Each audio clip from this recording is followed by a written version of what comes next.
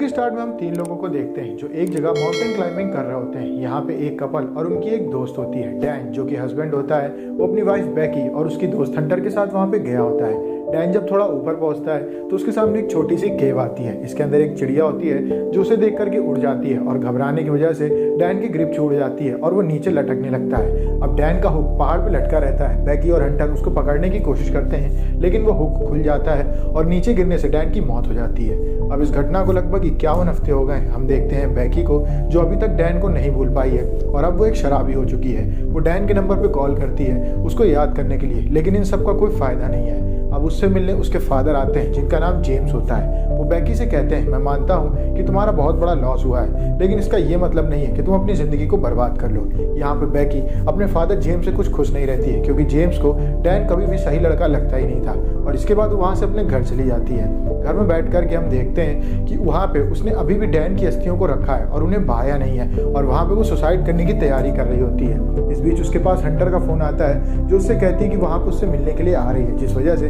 बैकी suicide का plan cancel कर देती है। अब हंटर वहाँ पे मिलते हुए उसे एक टावर दिखाती है जो कि 2000 फीट का होता है। वो बताती है कि हम इस टावर को चढ़ने के लिए जाएंगे। बैकी उसको मना करते हुए बोलती है कि डैन की मौत के बाद मैं इन सब के लिए तैयार नहीं हूँ। हंटर उससे कहती है कि मैंने भी अपना डर दूर किया है, मैं चाहती हूँ कि तुम भी अपना डर दूर करो, लेकिन बैकी उसकी बातों पर ज़्यादा ध्यान नहीं देती है। अब सुबह जब उसकी आंख खुलती है तो वो डैन की फ़ोटो को देखती है और उसे ऐसा लगता है कि उसे उस 2000 फीट के टावर पर चढ़ना चाहिए और वहाँ से डैन की अस्थियों को नीचे करना चाहिए, जिससे कि डैन की आत्मा को शांति मिल सकती है। और इसके बाद हंटर काफ़ी खुश हो जाती है और वो बैकी को लेकर के वहाँ से निकल जाती है। अब जब ये लोग रास्ते में जा रहे होते हैं तो हंटर का फ़ोन बैकी के हाथ में होता है। बैकी उसमें हंटर की एक फ़ोटो देखती है जिसमें एक लड़के का हाथ उसके पास होता है। अब बैकी को समझ नहीं आता है कि ये आदमी असल में है कौन। इसके बाद वो लोग रात बिताने के लिए एक होटल में जाते हैं जहाँ पे जब वो लोग खाना खा रहे होते हैं तब हंटर एक ट्रिक दिखाती है बैकी को। इसमें लैंप में चार्जर लगा करके आप फ़ोन को चार्ज कर सकते हैं। हंटर के पास वेट्रेस आती है तो हंटर उससे उस टावर के बारे में पूछती है। वेट्रेस सामने उसको वो टावर दिखा देती है जो कि काफ़ी लंबा होता है और उसमें ऊंचाई पे एक रेड कलर का बल्ब जल रहा होता है। उस टावर को देख करके बैकी काफ़ी घबरा जाती है क्योंकि ये 2000 फीट का होता है। अब जब वो लोग रूम में जाते हैं रेस्ट करने के लिए तब वहाँ पे बैकी को पता चलता है कि हंटर एक यूट्यूबर बन चुकी है और वो कंटेंट के लिए उस टावर पे चढ़ना चाहती है ताकि उसकी वीडियो बना करके वो अपने चैनल पे पोस्ट करके अच्छे खासे पैसे बना सके।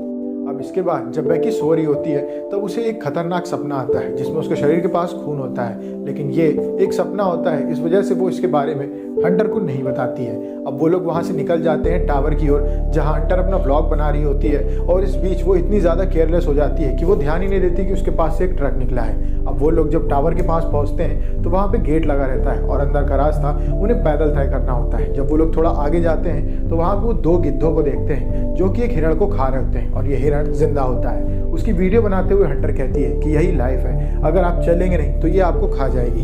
वो दोनों उस हिरण की मदद करना तो चाहते हैं लेकिन इनसे कुछ होने नहीं वाला है और उसकी मौत फिक्स होती है। अब इसके बाद वो लोग पहुंचते हैं उस टावर के पास जिसको देख करके बैकी घबराने लगती है, लेकिन हंटर उससे कहती है कि मुझसे रोप अटैच कर लो, वहाँ पे चढ़ने के बाद तुम्हारा डर खत्म हो जाएगा।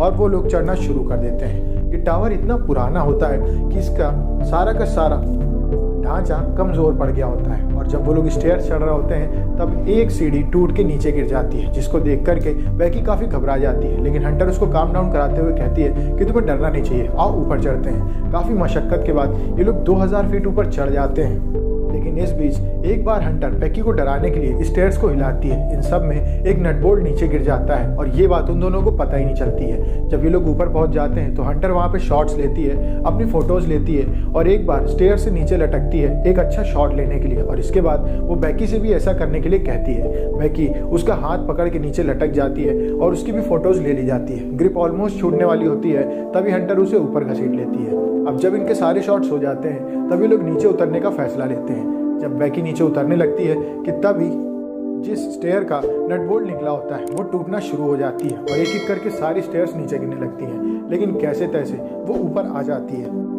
शुरू में तो उन दोनों को मजाक लग रहा होता है कि ये क्या हो गया, लेकिन बाद में जब वो दोनों नीचे देखते हैं तो उन्हें पता चलता है कि लगभग सारी स्टेयर्स टूट चुकी हैं और यहाँ से नीचे जाना लगभग नामुमकिन हो गया है। हंटर और बैकी काफ़ी ज़्यादा परेशान होते हैं, लेकिन नीचे उतरने से पहले बैकी ने डैन की सभी अस्थियों को बहा दिया होता है।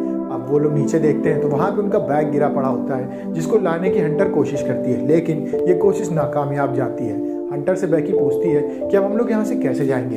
बैकी को हंटर बताती है कि मेरे सब्सक्राइबर यहाँ पे मुझे ज़रूर बचाने के लिए आएंगे, क्योंकि मैंने पोस्ट में डाला था कि मैं इस टावर को चढ़ने के लिए यहाँ पे आई हूँ। लेकिन ये बस एक सहानुभूति होती है और ये बात बेकी के साथ साथ हंटर को भी पता होती है। अब वो लोग अपने फ़ोन को चेक करते हैं तो 2000 फीट की ऊंचाई में होने की वजह से उनके फ़ोन में नेटवर्क नहीं आ रहा होता है। ऐसे में बेकी हंटर से कहती है कि तुम अपने जूते में अपने फ़ोन को रैप करके उसे नीचे फेंक दो और एक मैसेज लिख दो। जब वो नीचे चला जाएगा तो वहाँ पे उसमें सिग्नल आ जाएगा और वो जिसको भी तुम भेजना चाहोगी मैसेज उसके पास पहुँच जाएगा और वो यहाँ पे आकर के हमें बचा लेगा।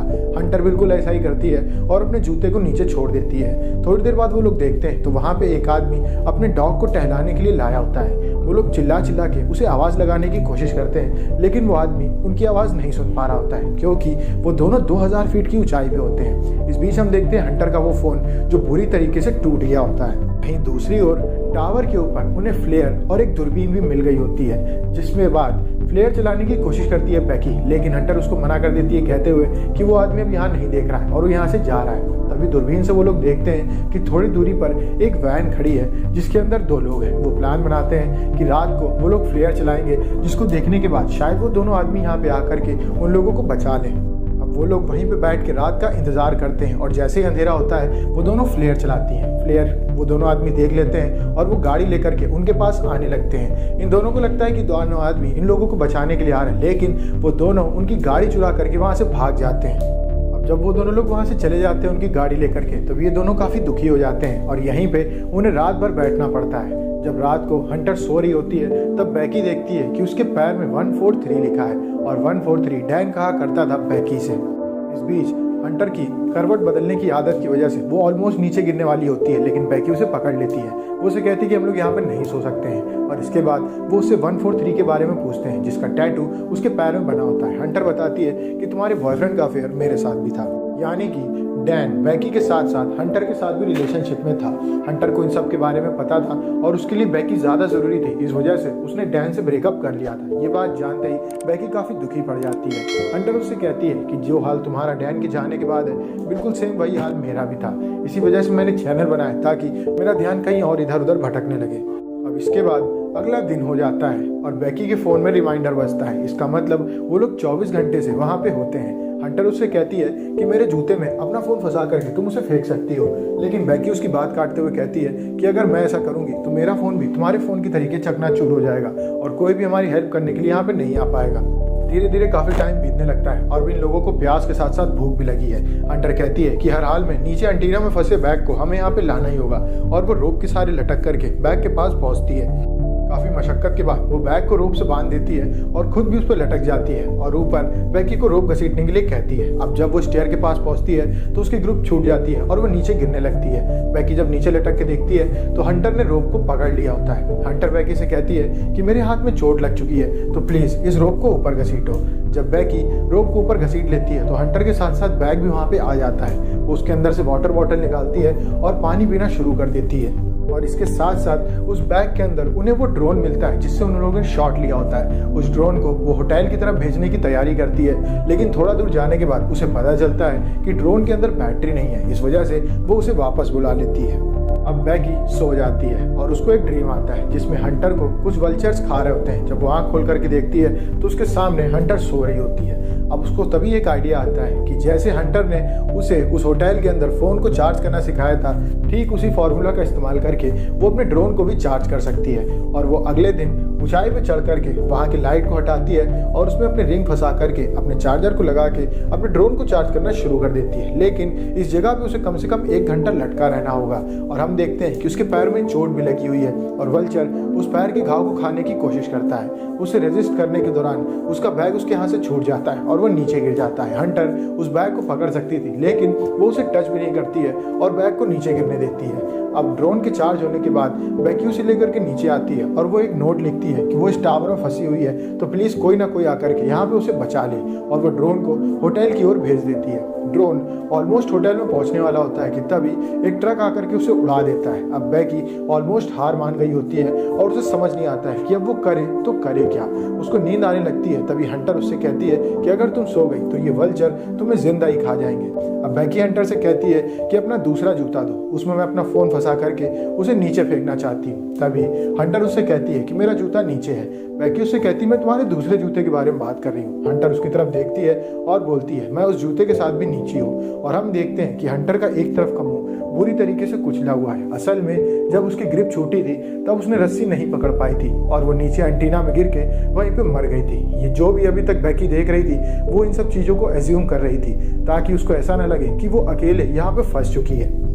बैकी की हिम्मत धीमे धीमे टूटने लगती है और वो वहीं पे बैठी रहती है। उसके पास वल्चर आता है और उसको खाने की कोशिश करता है, लेकिन ये सब बैकी का प्लान होता है और वो वल्चर के ऊपर अटैक करके उसे जान से मार देती है और उसको जिंदा ही खाने लगती है। जब उस वल्चर को खाने के बाद उसके अंदर थोड़ी बहुत पावर आती है तब वो नीचे बैकी की बॉडी के पास जाती है जहाँ पे एक दूसरा वल्चर उसकी बॉडी को खा रहा होता है, लेकिन वो वल्चर बैकी को देख करके वहाँ से भाग जाता है। अब इसके बाद बैकी अपने फादर को मैसेज करती है और उस फोन को हंटर की बॉडी में अंदर की तरफ छुपा देती है जूते में रखने के बाद, और इसके बाद वो हंटर की बॉडी को उस टावर से नीचे फेंक देती है। इसके बाद हम देखते हैं जेम्स को जो कि उस टावर के पास पहुंचता है। असल में उसके पास मैसेज पहुंच गया होता है और उसने वहां पे एक टीम को भेज दिया होता है बचाने के लिए अपनी बेटी को।